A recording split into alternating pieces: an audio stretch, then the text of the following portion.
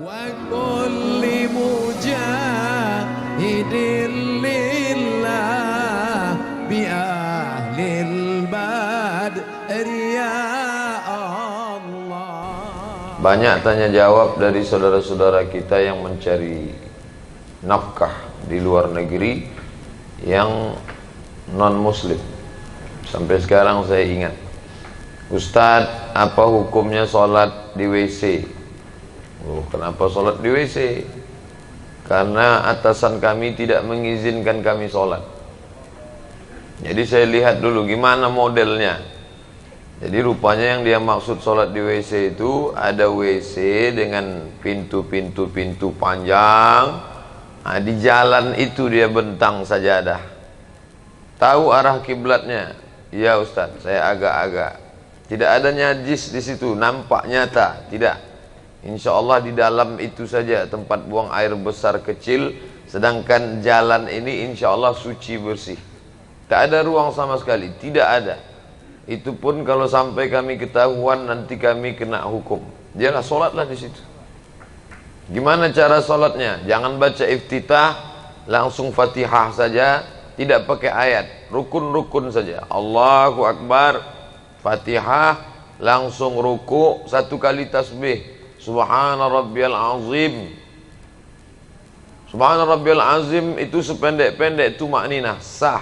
Sami Allahu liman hamidah, Rabbana lakal hamdu milus samawati wa milul ardi wa milu ma syi'ta min syai'in ba'du.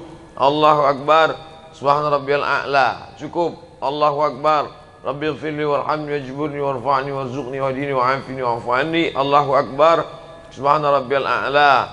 Allahu Akbar. Fatihah lagi terus, supaya jangan sampai tertangkap sama sekali. Begitulah saudara-saudara kita itu menyelamatkan akidah di negeri yang tidak membenarkan kalimat Allah dikumandangkan. Jadi begitu saya sampai di sini tadi, kita ramai sholat berjamaah, Masya Allah, masih tinggal di tempat dibenarkan sholat berjamaah, dibenarkan kalimat Allah dikumandangkan. Ada syukur yang besar. Syukur bukan karena masih bisa diberi rezeki, syukur bukan hanya masih bisa mencari nafkah, tapi syukur yang besar adalah ketika kita bisa mencari fid dunya hasanah, fil akhirati hasanah, kita juga bisa berjalan dengan baik. Maka yang masih goncang-goncang, ragu-ragu, berkaca, bandingkanlah diri kita dengan saudara-saudara kita yang masih bisa mengatakan satu hari 5 kali Allahu Akbar walaupun dalam keadaan yang sulit. Pertanyaan yang lain dalam WhatsApp, Ustadz, ya, apa hukumnya kalau saya jamak? Jamak boleh. Zuhur dijamak dengan asar pada waktu zuhur jamak takdim, dilaksanakan di waktu asar jamak takhir. Maghrib dengan isya pada waktu maghrib jamak takdim, dilaksanakan waktu isya jamak takhir. Apa salahnya? Saya jawab, ini jamaknya lain Pak Ustadz. Gimana modelnya? Zuhur, asar, maghrib, isya sekali saja. Boleh apa tak boleh? Oh, itu tidak ada tuntunannya, saya bilang. Mazhab apapun itu tidak ada zuhur, asar, maghrib, isya. Gimana kasus yang kamu alami? Saya masuk kerja jam 12, terus baru boleh keluar jam 8. Otomatis zuhur, asar, maghrib tidak bisa saya laksanakan, maka mesti saya laksanakan di isya. Oh, itu tidak bisa, saya bilang.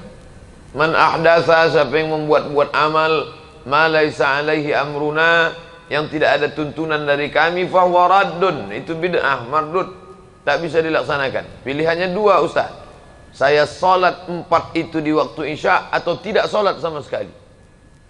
Kalau begitu keadaannya, bagus kamu pilih itu, karena pilihannya tak sholat sama sekali. Nah, tapi perlu saya sampaikan di sini, jangan gara-gara itu nanti di sini pula ikut-ikutan buat jamak 4 itu jadi satu. 4 in 1 namanya. Memang dia di tempat itu tidak dibenarkan sholat sama sekali, tidak ada. Kalau kamu mau hidup di sini, cari makan di sini, ikut sistem kami. Kalau tidak, pulang ke sana negeri kamu. Itulah sulitnya. Tapi dalam hatinya yang paling dalam tak dapat dia bohongi bahwa dia mesti menyembah Allah Subhanahu wa ta'ala. Ada kerinduan di dalam jiwanya. Nurani, diambil dari kata nur, cahaya. Hati nurani yang tak bisa dibohongi. Ma'aka fi sadrika, sesuatu yang menyesakkan dadamu, dan engkau malu kalau sampai itu diketahui orang. Kerinduan yang dalam. Azan tak dia dengar. Dia tak dengar suara azan. Dia berada di dalam gedung, tapi ketika waktu itu dia lihat, oh, aku mesti mengagungkan Allah. Aku mesti mengatakan Allahu Akbar. Aku mesti berserah kepada Allah. Inna salati wa nusuki wa mahyaya wa mamati lillah. Aku mesti menempelkan kening ini ke lantai untuk bersimpuh, merasakan bahwa aku bukan apa-apa dan bukan siapa-siapa. Aku mesti mengatakan dia yang maha tinggi, aku yang maha rendah. Subhana rabbiyal a'la, maha suci dia yang maha tinggi, sedangkan aku sangat amat rendah, hina, nista, apa-apa, tak ada apa-apa di hadapan Allah subhanahu wa ta'ala. Tak ada cara lain. Oleh sebab itu, ketika kita masih diberikan waktu, kesempatan, tidak mungkin seluasa sahabat kawan-kawan kita di luar sana, maka ini nikmat yang besar. Nikmat yang paling besar adalah ketika kita masih bisa menjaga iman, karena itu yang akan kita bawa menghadap Allah subhanahu wa ta'ala. Berapa banyak orang cari makan sampai tak sempat makan. Ini kan luar biasa. Berapa banyak orang sibuk mencari hidup sampai tak bisa menikmati hidup. Ini luar biasa.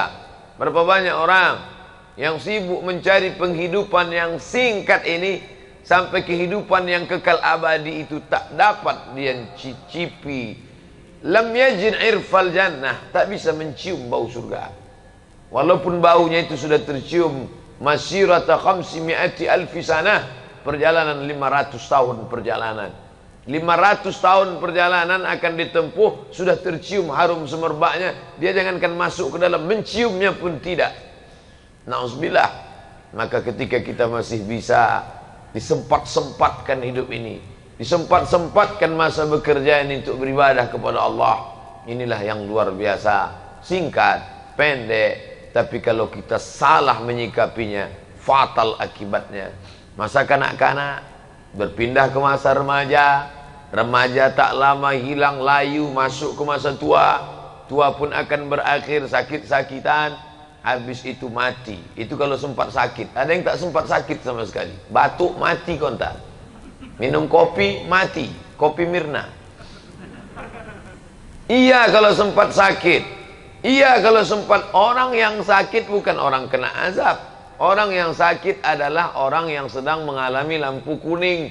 Di saat lampu kuning itu dia masih sempat merenung, oh aku sekarang sakit, gimana kalau besok mati? Aku sekarang sakit, melihat kawan sehat. Aku sekarang sakit, selama ini aku bergelimang dosa. Masih sempat sakit, masih sempat ada lampu kuning. Bagaimana kalau tidak sempat sama sekali? Berapa banyak orang yang merasa hidupnya masih lama, tapi kesempatan itu ditarik Allah subhanahu wa ta'ala fujatan, suddenly, tiba-tiba, tak sempat berpikir mati, langsung mati. Adinda, kita untuk muda ini enggak usahlah dulu menghadap Allah. Nantilah udah agak-agak tua, udah agak-agak layu, udah pensiun. Yakin betul malaikat maut datang setelah pensiun. Malaikat maut datang tak pernah melihat akte kelahiran. Malaikat maut datang tidak pernah melihat kontrak kerja. Yang muda jangan bangga, yang tua jangan putus asa. Yang sehat jangan merasa pede, yang sakit jangan merasa tak ada kesempatan untuk beribadah. Dalam Islam diajarkan Allah bersumpah sampai 6 kali demi waktu, menunjukkan peredaran waktu yang luar biasa. Waktu pertama fajar, terbit fajar, salat sunat fajar, salat subuh, wal fajri wa layalin ashri. Masuk waktu subuh, Allah bersumpah, was-subhi idza tanaffas. Masuk waktu duha, Allah bersumpah, wad-duha wal-laili idza saja. Masuk waktu siang, Allah bersumpah, wan-nahari idza tajalla. Masuk waktu petang, Allah bersumpah, wal-asri innal insana lafi khusri. Masuk waktu malam, bersumpah 2 kali, wal-laili idza yaghsha. wal-laili idza saja. Kenapa Allah bersumpah demi waktu? Karena waktu yang kita terima ini tak ada yang gratis. No free lunch, tak ada makan siang yang gratis. Kalau cuma makan siang yang akan ditanya Allah, insya Allah bisa kita bayar. Tapi kalau waktu ini yang akan ditanya oleh Allah Subhanahu wa ta'ala, aku beri engkau waktu 63 tahun, kemana engkau pakai? Rumah, kos-kosan, asrama, kerja, hiburan, mati. Kalau diputar, orang sedang duduk di tepi meja makan, melihat semut berjalan, sarang, makan, sarang, makan. Bolak-balik semut dalam tanah, ada nasi yang tercecer di tepi meja makan. Sarang tanah, meja makan, sarang tanah, meja makan, sarang tanah, meja makan, sarang tanah, meja makan, datang cicak, habis. Mati. Perjalanan manusia yang begitu singkat. Tempat tinggal, tempat kerja, hiburan. Tempat tinggal, tempat kerja, hiburan, tempat tinggal, tempat kerja, hiburan, tempat tabrak, mati. Apa yang akan dibawa menghadap Allah Subhanahu wa ta'ala? Lalu cukupkah salat ini saja? Fa idza tuma'nantum, kalau kamu sudah tenang, ambil air wudu. Tadi saya sebelum naik melihat ada keran panjang. Lelah hidup ini, siramkan air ke wajah, fresh, segar.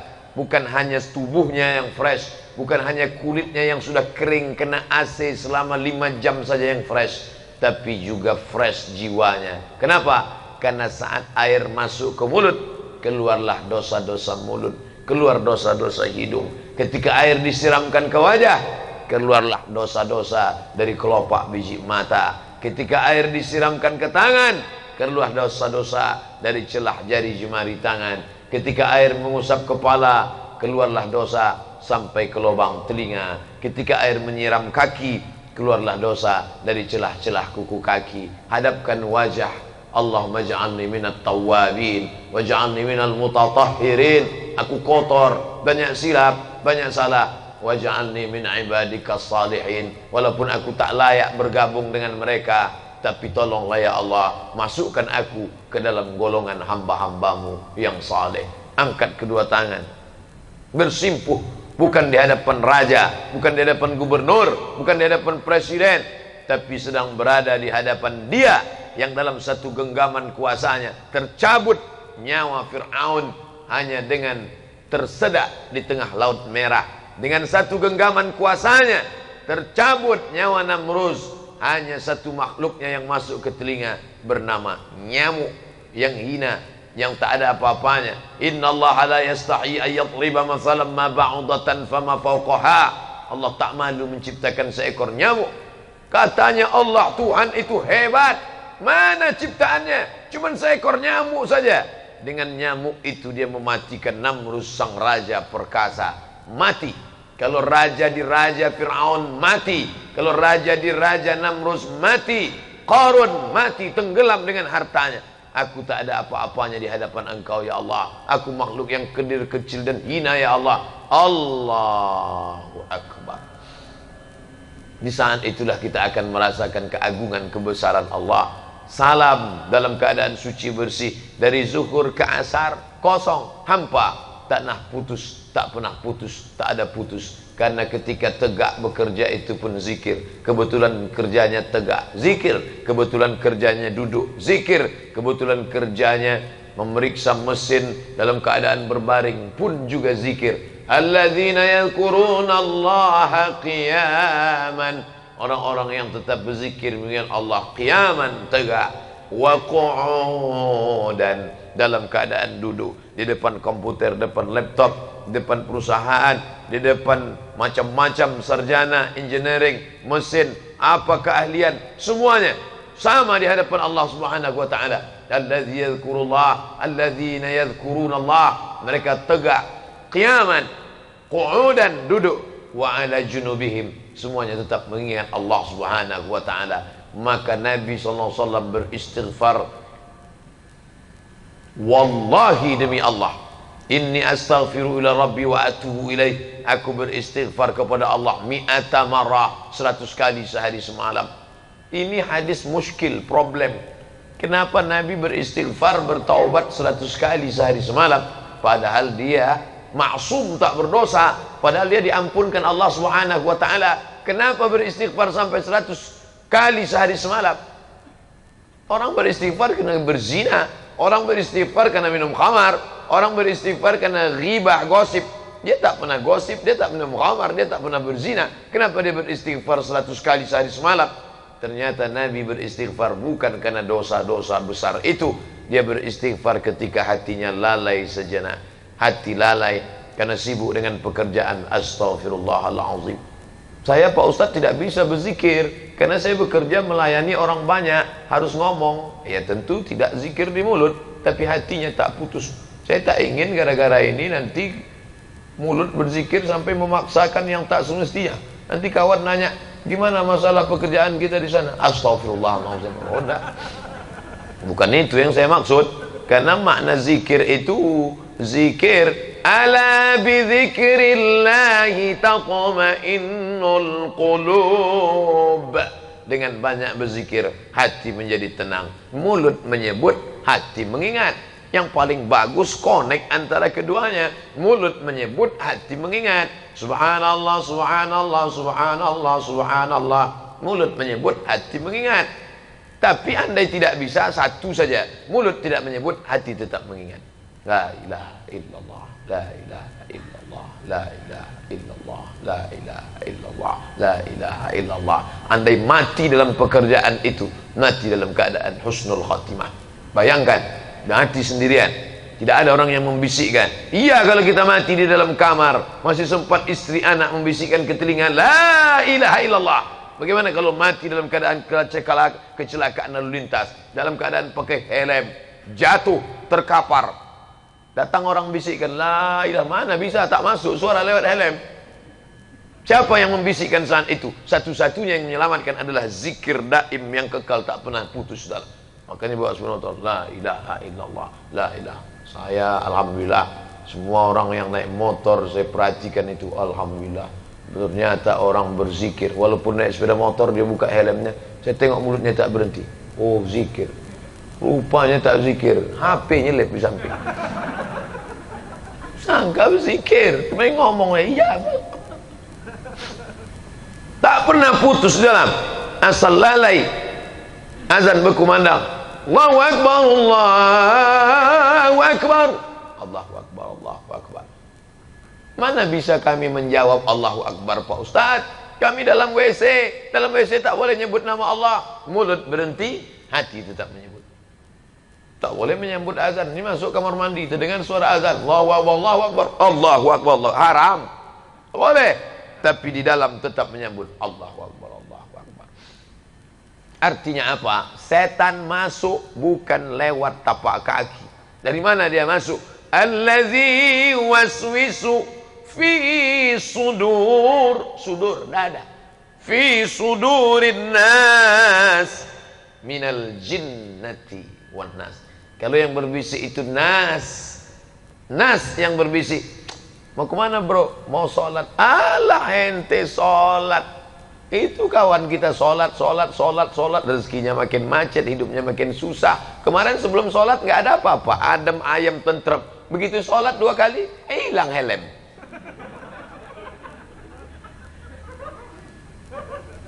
Ingat, ada orang yang tak pernah sholat, tak pernah puasa, tak pernah zakat, tak pernah sedekah, tak pernah zikir.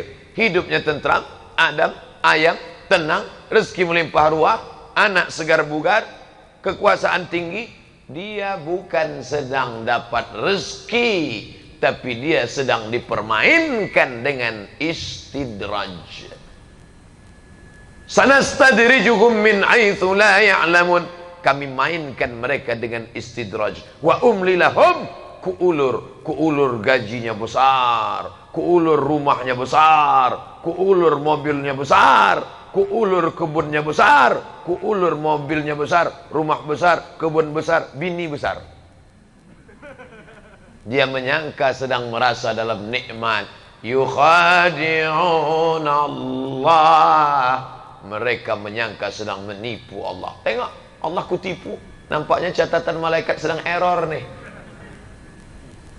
Wa khadi'uhum. Allah yang sedang menipu mereka. dengan permainan istidraj. Hati-hati. Kalau rezekimu melambung padahal kau tidak beribadah, waspadalah, kau sedang dimainkan dengan istidraj. Sebaliknya, ketika sedang khusyuk beribadah, semangat beriman sedang tinggi, rajin khusyuk, datang ujian, sabarlah. La yusibul mu'min min nasabin wala wasabin wala saqamin.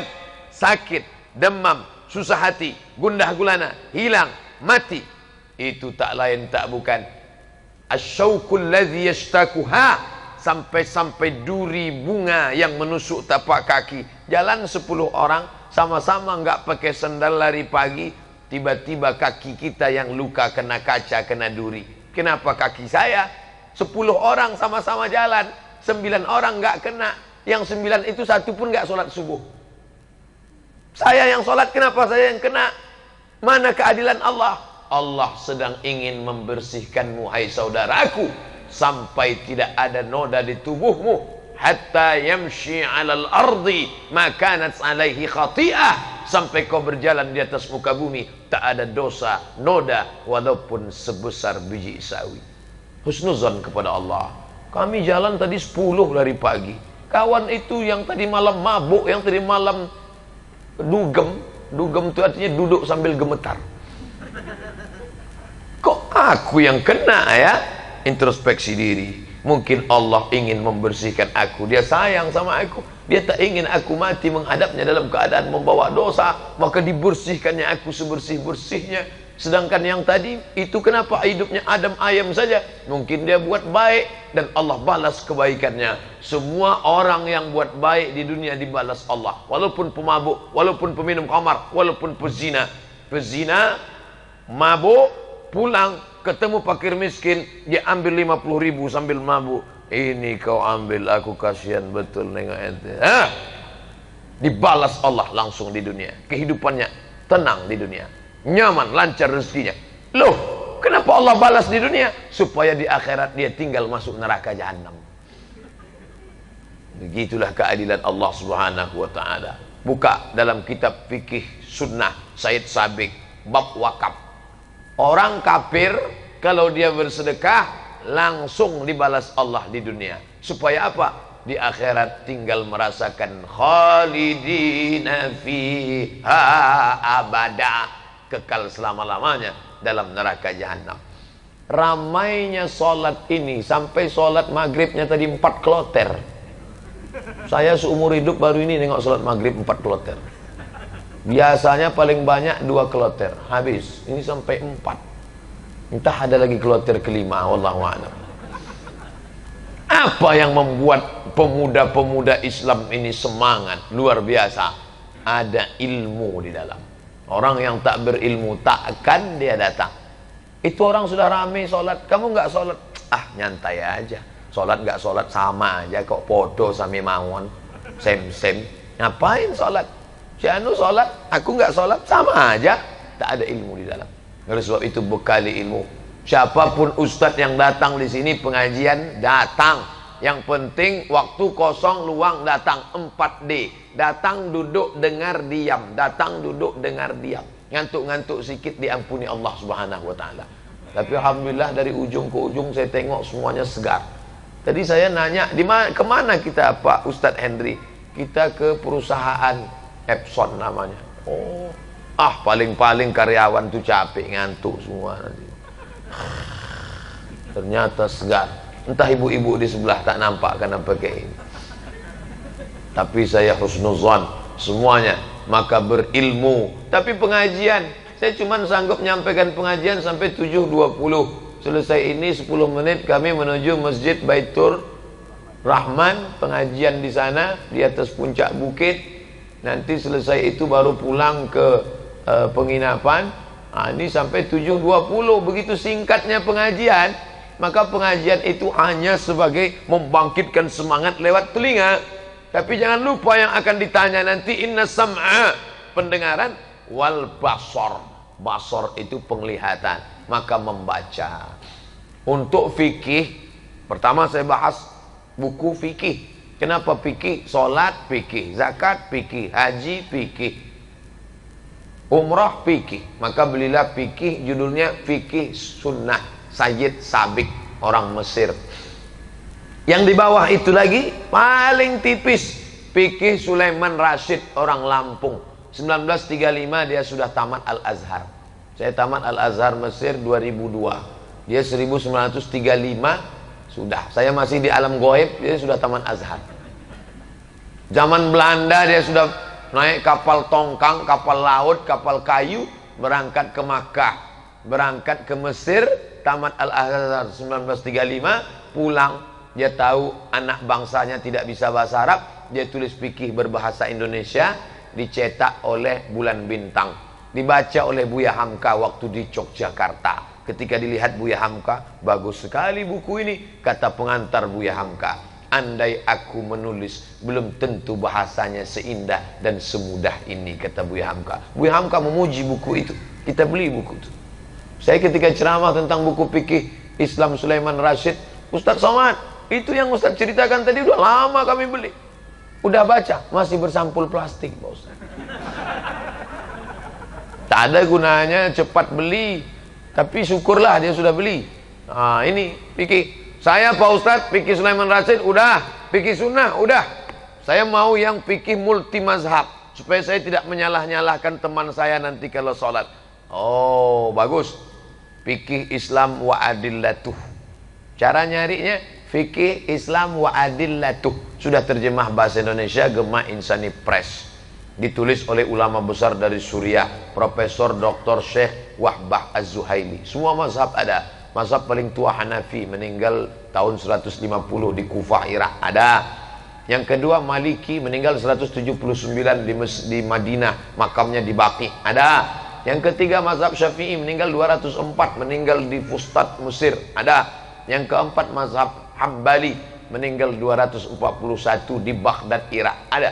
4 mazhab dalam satu kitab. Bahkan ada mazhab-mazhab yang tidak populer lain untuk kita memperkaya perbendaharaan keilmuan kita. Bagus, baca pelan-pelan, yang paham, yang bisa mudah ditelan, yang mudah dicerna, baca. Ketika buntu, ambil pensil, garis, tulis catatan kecil, halaman 49 juz 7, halaman dari atas, saya kurang paham. Nanti pas ada tanya jawab sama Ustadz, ada tanya jawab, Ustadz ya, ada yang mau saya tanya nih Pak Ustadz. Iya silakan. Tadi saya baru baca dalam Fiqhul Islami wa Adillatuh juz 3 halaman 49, 3 baris dari atas mengatakan begini. Apa tuh maknanya Pak Ustadz? Kata Ustadz, saya aja belum baca. Ternyata jamaah jauh lebih cerdas dari Ustadz. Anda adalah apa yang Anda baca. Fikih, oke. Saya Quran ini nggak paham kalau baca Quran Pak Ustadz. Beli tafsir. Tafsir siapa? Tafsir Buya Hamka, namanya Tafsir Al-Azhar. kulli mujahidin